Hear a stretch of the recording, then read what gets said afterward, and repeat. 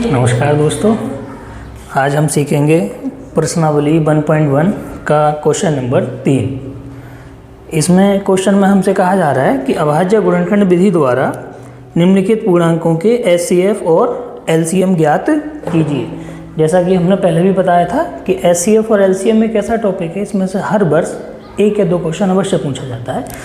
तो हमें 3 अंक दिए हुए हैं, 12, 15 और 21। तो इनका हमें एचसीएफ और एलसीएम दोनों निकालने हैं गुणनखंड विधि से। देखिए, तो सबसे पहले हम 12 के अभाज्य गुणनखंड करते हैं। सिंपल, कितने से काटना है? 2 से। 2 से काटिए, 2 छिक्के 12, फिर 2 से काटिए, 2 तियाँ 6, फिर 3 से काटेंगे, 3 एकम 3। तो हमें यहाँ से 12 के जो अभाज्य गुणनखंड प्राप्त हुए वो प्राप्त हुए 2 गुणा 2 गुणा 3। इनको हम लिख सकते हैं 2 की घात 2 और गुणा 3। अब हम अपना नेक्स्ट नंबर लेंगे 15। इसमें हम सबसे पहले इसको 3 से काटते हैं। 3 पंजे 15, फिर 5 से, 5 एकम 5। तो यहाँ से हमें जो 15 के गुणनखंड प्राप्त हुए वो हुए 3 गुणा 5। अब हम लेते हैं 21। इसको भी हम सबसे पहले 3 से डिवाइड करेंगे। 3 सत्ते 21 और 7 एकम 7। तो यहाँ से हमें 21 के जो गुणनखंड प्राप्त हुए वो हुए 3 गुणा 7। अब देखिए ध्यान से, ठीक है, हमें इनमें निकालना है एचसीएफ और एलसीएम। ठीक, तो एचसीएफ बहुत ही सिंपल है। करना क्या होता है, सबसे पहले हमें ये देखना है कि जो भी हमने अभी अभाज्य गुणनखंड किए हैं उनमें कौन सा अंक ऐसा है जो कॉमन है। कॉमन का मतलब जो तीनों जगह मौजूद है। यदि मान लीजिए 2 अंक दे रखे हैं तो दोनों में चेक करते हैं, और 3 अंक दे रखे हैं तो तीनों में चेक करते हैं। ठीक है, तो हम यहाँ से देखेंगे 2 यहाँ पर है, यहाँ नहीं है, यहाँ भी नहीं है। तो हमें दिख रहा है केवल 3 एक ऐसा अंक है, वो भी एक बार, कि जो तीनों जगह मौजूद है। तो इसका एचसीएफ हो गया सिंपल सा 3। ठीक है, अब एलसीएम निकालते समय इस बात का ध्यान रखा जाता है कि कोई भी अंक छूटना नहीं चाहिए, और जहाँ हाईएस्ट पावर है वहाँ से हमें वैल्यू को अपना फाइंड करना है। ठीक है, जैसे 2 है। अब 2 देखिए, यहाँ पे 2 बार है, ठीक है, यहाँ नहीं है 2, यहाँ नहीं है, तो सिंपल यहाँ पे है वो भी 2 बार। तो दोनों बार का 2 ले लेंगे, यानी 2 की पावर 2। अब अगला अंक है 3, यहाँ पे भी एक बार, यहाँ पे भी और यहाँ पे भी, तो कौन लेंगे? यहाँ पे 3। अब है अगला अंक हमारा 2 हो गया, 3 हो गया, अब 5। तो 5 यहाँ पे तो है नहीं, यहाँ पे एक बार है, यहाँ पे भी नहीं है, तो सिंपल कितनी बार लेना है? यहाँ से एक बार बस। अब देखेंगे अगला अंक कौन सा है हमारा? 7। तो 7 यहाँ पे है सिर्फ एक बार, इसमें भी नहीं है, इसमें भी नहीं है। तो हमें प्रत्येक अंक लेना होता है केवल वहाँ से जहाँ पे वो ज़्यादा बार लिखा हुआ है। तो यहाँ से सिंपल आ गया 7। इनकी गुणा कर लीजिए, 2 दूनी 4, 4 तियाँ 12, 12 पंजे 60 और गुणा 7। तो ये हो जाएगा 60 और 7 की गुणा हो जाएगी 420। तो हमें समझ में आ गया एचसीएफ 3 आ गया हमारा, और एलसीएम कितना आ गया? 420। ठीक है, सेकंड पार्ट हमारा है 17, 23 और 29। सेकंड पार्ट में दिया गए हमें अंक 17, 23 और 29। ठीक है, इसको सॉल्व करते हैं। अब तो सबसे पहले वही प्रक्रिया जो हमने अभी दोहराई थी। सबसे पहले हम 17 के गुणनखंड करते हैं। तो चूंकि हमें दिख रहा है ये अभाज्य नंबर है, कटेगा तो नहीं, लेकिन फिर भी तुम्हें समझाने के लिए मैं लिखे दे रहा हूँ यहाँ से। तो हम इसे लिख सकते हैं 17 एकम 17, और फिर इसे 1 से डिवाइड करके लिख सकते हैं 1 एकम 1। तो यहाँ से बचेगा 17 बराबर 17 गुणा 1। हालांकि ये करने की आवश्यकता नहीं है क्योंकि ये अभाज्य नंबर है, हमें पता है इसका गुणनखंड नहीं होगा, लेकिन फिर भी तुम्हें समझाने के लिए मैं करा दे रहा हूँ। 23, तो 23 एकम 23 और फिर से वही 1 एकम 1। तो यहाँ से हमें मिल गया 23 का गुणनखंड 23 गुणा 1। अब है 29, फिर से वही 29 एकम 29 और 1 एकम 1। तो यहाँ से 29 का जो मान मिल गया हमें वो मिल गया 29 इंटू 1। अब देखिए ध्यान से, यहाँ पे अब आपको दिख रहा होगा कि इनका हमें निकालना है एचसीएफ और एलसीएम। जैसा कि अभी हमने बताया था कि एचसीएफ वो अंक होता है या वो नंबर जो कॉमन हो। अब यहाँ अगर आप गौर से देखोगे तो कोई भी अंक कॉमन नहीं है।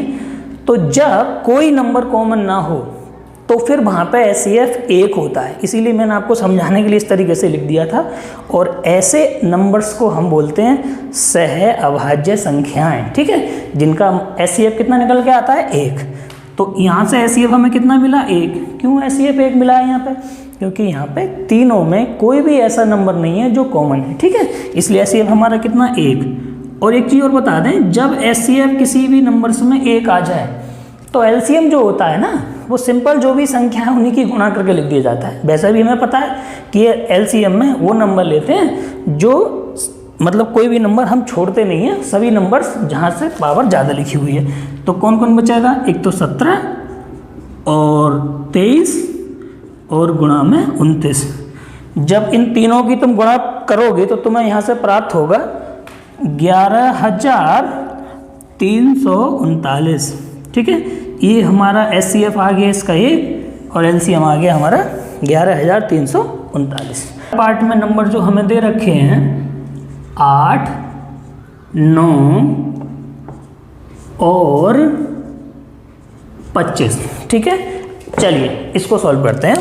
तो सबसे पहले हम 8 को सॉल्व करेंगे। तो यहाँ से मिलेगा हमें 2 से काटिए, 2 चौके 8, फिर 2 से 2 दूना 4, फिर 2 से 2 एकम 2। तो यहाँ पे 8 का जो मान प्राप्त हो गया वो 2 गुणा 2 गुणा 2, हम इसको लिख सकते हैं 2 की घात 3। अब 9 को भी आप 3 से काटेंगे, 3 तिया 9 और 3 एकम 3। तो हमारा यहाँ से 9 का मान प्राप्त हो गया 3 गुणा 3, इसको लिख सकते हैं हम 3 की घात 2। अब अगला है हमारा 25 सिंपल 5 से काट दीजिए इसको, तो कितना बचेगा? 5 पंजे 25 और 5 एकम 5। तो 25 का मान हमारा प्राप्त हो गया 5 गुणा 5 अर्थात 5 की घात 2। देखिए जैसा कि अभी हमने इससे पहले वाले सवाल में सीखा था वही चीज़ यहाँ पर है। अब हमें निकालना क्या है? HCF। फिर से वही, ना ही अब इन तीनों में से कोई भी ऐसा अंक नहीं है जो तीनों में कॉमन है, इसीलिए फिर से इनका HCF क्या होगा? 1। अभी मैंने बताया था ऐसी संख्याएं जिनका HCF 1 होता है उन्हें सहभाज्य संख्याएं कहते हैं, ठीक है। अब यहाँ से निकालते हैं क्या? LCM। तो फिर से वही, LCM में क्या करना होता है? हमें कोई भी नंबर छोड़ना नहीं होता और जहाँ से हाईएस्ट पावर है वहाँ से लेना है। तो देखिए 2 की हाईएस्ट पावर यहाँ पे कितनी है? 3, तो 2 की पावर 3। इसी प्रकार 3 की पावर 2 और उधर से आ जाएगी 5 की पावर 2। इनको सॉल्व करेंगे तो यहाँ से बचेगा हमारे पास 8, 9 और 25। पहले 25 की गुणा 8 में कर लीजिए, 25 अट्ठे 200 और गुणा 9 की गुणा जब 200 में करेंगे तो ये आ जाएगा 1800। तो हमें समझ आ गया HCF कितना मिल गया इनका 1 और LC मिल गया 1800। अब देखते हैं चौथा क्वेश्चन। देखिए इसमें क्या कहा जा रहा है। हमारे पास दिया हुआ है HCF 306 और 657 का कितना दे रखा है? 9। और हमें LCM पूछा गया 306 और 657 का। इसका मतलब हमें ये समझ आया कि हमको 2 संख्या दे रखी हैं, एक 306 और एक 657। इन दोनों संख्याओं का जो HCF है वो हमें 9 दे रखा है और इन्हीं दोनों संख्याओं को हमसे LCM क्या करा गया? पूछा गया है। देखिए हमने आपको एक सूत्र सिखाया था कि यदि 2 कभी संख्या आपको दे रखी हो, 2 संख्याएं, और उनका HCF अगर हमें पता हो तो LCM निकालने के लिए एक बहुत ही सिंपल सा सूत्र लगाया जाता है। LCM बराबर पहली संख्या गुणा दूसरी संख्या और बटे में HCF। अब देखिए बिल्कुल सिंपल तरीके से समझेंगे। पहली संख्या हमें कितनी दे रखी है? 306, तो 306 लिख दीजिए यहाँ। दूसरी संख्या हमें दे रखी है 657 और बटे में HCF का मान हमें दे रखा है कितना? 9 से डिवाइड करेंगे, 9 से या तो इसको काट लीजिए पहले। तो देखिए 9 तिया 27, कितने बचेंगे यहाँ से? 3, 36 हो जाएंगे ये। तो 9 चौके 36, इसका मतलब यहाँ से बचा 34 और गुणा 657। जब तुम इन दोनों की गुणा करोगे तो ये निकल के आ जाएगा 22,338।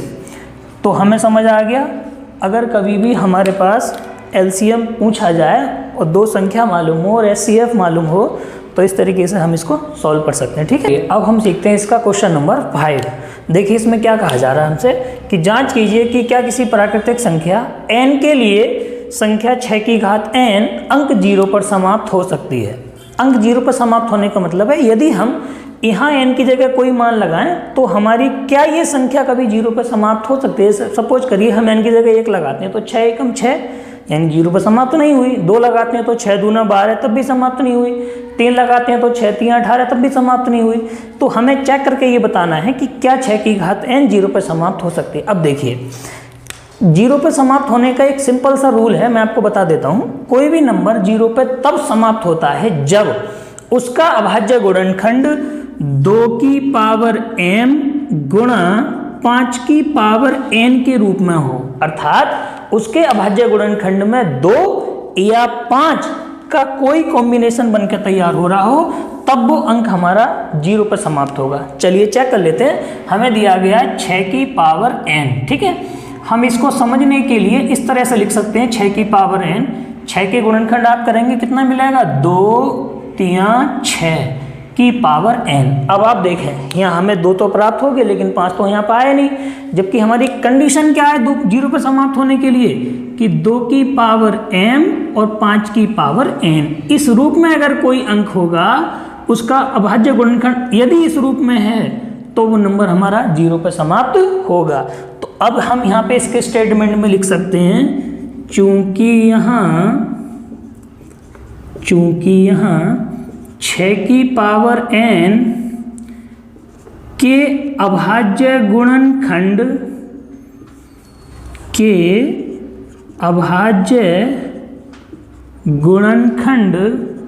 2 की पावर m गुणा 5 की पावर n के रूप में नहीं है, अतः यह 0 पर समाप्त नहीं होगी। ठीक है, अतः यह 0 पर समाप्त नहीं होगी। दोबारा समझ लीजिए, कोई भी अंक 0 पर तब समाप्त होता है जब उसके अभाज्य गुणनखंड 2 की पावर m गुणा 5 की पावर n के रूप में होता है। ठीक है, अब हम सीखते हैं क्वेश्चन नंबर 6। देखिए क्वेश्चन नंबर 6 क्या कहा जा रहा है हमसे। इसमें कहा जा रहा है व्याख्या कीजिए कि 7 गुणा 11 गुणा 13 प्लस 13 और 7 गुणा 6 गुणा 5 गुणा 4 गुणा 3 गुणा 2 गुणा 1 प्लस 5 भाज्य संख्याएं क्यों हैं। मतलब ये हमसे ये कन्फर्म कराना चाह रहा है कि ये जो नंबर्स लिखा है वो भाज्य क्यों है। देखिए भाज्य और अभाज्य 2 संख्याएं होती हैं, जिसमें आपको बता दें भाज्य संख्या वो होती हैं जिसके सिर्फ और सिर्फ 2 ही गुणनखंड होते हैं, खुद और एक। यानी वो संख्या जिसका केवल एक और खुद अपनी संख्या वही जो गुणनखंड होती है, तभी वो संख्या क्या कहलाती है, अभाज्य हमारी। तो यहाँ पे हमें भाज्य सिद्ध करना है। तो कोई भी नंबर भाज्य तब होगा जब जिसके गुणनखंड 2 से क्या होंगे, ज़्यादा। अगर 2 से ज़्यादा गुणनखंड है तो वो नंबर भाज्य है। यदि गुणनखंड केवल 2 हैं तो वो संख्या क्या है हमारी, अभाज्य। आइए सीखते हैं कैसे। सबसे पहले हमें दिख रहा है यहाँ पे भी 13 है यहाँ पे, तो हम यहाँ से पहले 13 को ले लेते हैं कॉमन। तो यदि हम 13 कॉमन लेते हैं तो हमारा यहाँ से बचेगा 7 गुणा 11 और प्लस बचेगा 1। तो यहाँ से 13 ऐसे ही 7 की 11 में गुणा करेंगे कितना आ जाएगा 77 प्लस कितना 1। तो ये बच गया 13 और गुणा 77 में 1 हम जब जोड़ देंगे तो ये बन जाएगा हमारा 78। यहाँ से इतना हमें समझ आ गया। लेकिन आपको ये पता होगा यदि हम किसी के साथ गुणा में 1 लिख दें तो कोई दिक्कत तो होती नहीं है। तो हम यहाँ से लिख सकते हैं 13 गुणा 78 गुणा 1। अब देखिए यहाँ से हमें समझ में आ गया कि अब हमारे पास कितने गुणनखंड प्राप्त हो गए, यहाँ 3, एक 13 और एक 78 और एक 1। और अभी हमने बताया था कि जब केवल 2 गुणनखंड प्राप्त होते हैं तो वो संख्या होती है अभाज्य। यदि गुणनखंड 2 से ज़्यादा हैं तो फिर वो संख्या हमारी कहलाएगी भाज्य। इसका मतलब ये जो नंबर है वो 13 से भी कटेगा, 78 से भी कटेगा और 1 से भी कटेगा। इसका मतलब ये नंबर क्या है हमारा, भाज्य। तो अब आप यहाँ से भाषा नोट कर लेना, चूंकि यहाँ गुणनखंड 2 से अधिक हैं अतः यह संख्या भाज्य है। हम इसका अगला पार्ट देखते हैं, इसी का हिस्सा है वो भी। इसमें हमें दिए रखा है 7 गुणा 6 गुणा 5 गुणा 4 गुणा 3 गुणा 2 गुणा 1 प्लस 5। इसमें भी वही चीज़ हमें ये बताना है कि क्या ये नंबर हमारा भाज्य है, यदि भाज्य है तो क्यों है। ठीक है, तो फिर से देखिए 5 यहाँ पे एक ऐसा अंक है जो हम पूरे में से क्या ले सकते हैं, कॉमन ले सकते हैं। तो हमने यहाँ से 5 कॉमन ले लिया, कितना बचा यहाँ से 7 गुणा 6 गुणा 4, क्योंकि 5 तो हमारा कॉमन आ गया ना, गुणा 3 गुणा 2 गुणा 1 और प्लस यहाँ से 5 कॉमन आ गया तो कितना रह गया 1। अब देखिए इन सब की हम जब गुणा करेंगे तो हमें मिलेगा यहाँ से 1008, कितना मिलेगा 1000, इनकी गुणा यहाँ तक और प्लस कितना 1, तो यहाँ से ये 5 हमारा है, इनको जोड़ेंगे तो कितना बन जाएगा हमारा 1009। हम इसको लिख सकते हैं 5 गुणा 1009। फिर से वही चीज़, अब आप जानते हैं कि यदि हम किसी के साथ गुणा में 1 लिख दें तो हमें कोई प्रॉब्लम नहीं होने वाली, तो हम यहाँ से गुणा में क्या लिख सकते हैं 1। अब देखिए यहाँ से फिर से समझें, यहाँ पे फिर से हमारे पास कितने गुणनखंड प्राप्त हो गए 3, 1 2 और 3। इसका मतलब हमें समझ में आ रहा है कि यदि किसी संख्या के गुणनखंड 2 से ज़्यादा हैं तो वो संख्या हमारी भाज्य है। तो हम यहाँ से फिर से एक स्टेटमेंट लिखेंगे, चूंकि यहाँ 2 से अधिक गुणनखंड हैं अतः यह संख्या भाज्य है। ठीक है, आइए अब सीखते हैं इस प्रश्नावली का लास्ट 7वां क्वेश्चन। इसमें कहा जा रहा है कि किसी खेल के मैदान के चारों ओर एक वृत्ताकार पथ है। इस मैदान का एक चक्कर लगाने में सोनिया को 18 मिनट लगते हैं, जबकि इसी मैदान का एक चक्कर लगाने में रवि को 12 मिनट लगते हैं। मान लीजिए कि वे दोनों एक ही स्थान और एक ही समय पर चलना प्रारंभ करके एक ही दिशा में चलते हैं, यानी एक ही डायरेक्शन में चल रहे हैं, तो कितने समय बाद वे पुनः प्रारंभिक स्थान पर मिलेंगे। आइए देखिए समझते हैं। मान के चलिए ये कोई रेसिंग ट्रैक है, आपने देखे होंगे मोस्टली रेसिंग ट्रैक वृत्ताकार पथ में ही बनाए जाते हैं, गोल गोल। तो यहाँ ये 2 बच्चे हैं, एक बच्चे का नाम है सोनिया और एक है रवि। सोनिया जो है इसका एक चक्कर 18 मिनट में पूरा करती है, वहीं रवि इसका चक्कर 12 मिनट में पूरा करता है। इसका मतलब रवि तेज दौड़ रहा है। ठीक है, जब ये एक साथ दौड़ना शुरू करेंगे, चूंकि रवि तेज दौड़ रहा है तो वो दौड़ के दोबारा से आगे उसको आगे पकड़ लेगा। अब यहाँ पे क्वेश्चन ये पूछा जा रहा है कि वो कितनी देर बाद पुनः उसी स्थान पर मिलेंगे। देखिए अगर वो लगातार घूमते रहेंगे तो वो एक दूसरे से मिलते ही रहेंगे, लेकिन यहाँ पूछा जा रहा है कि पुनः कितनी देर बाद मिलेंगे, यानी हमसे कम समय पूछा जा रहा है कि कितनी जल्दी वो दोबारा मिलेंगे।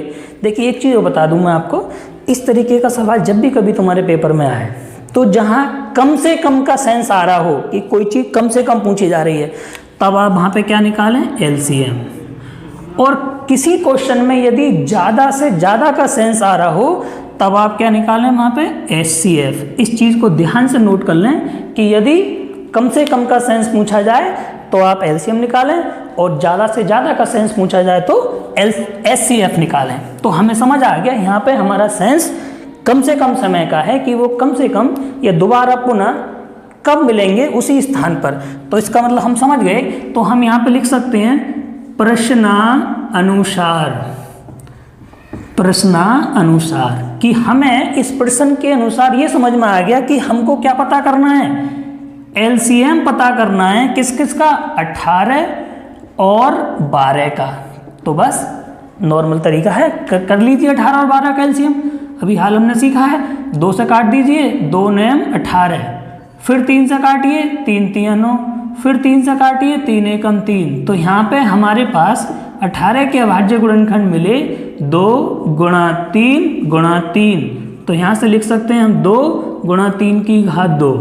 इसी तरीके से 12 को तुम सॉल्व करोगे तो काटिए तो 2 से इसको जरा, 2 छिक्के 12 और 2 3 6 और 3 एकम 3। तो यहाँ से 12 का मिलेगा 2 गुणा 2 गुणा 3। तो हम यहाँ से लिख सकते हैं 2 की घात 2 गुणा 3।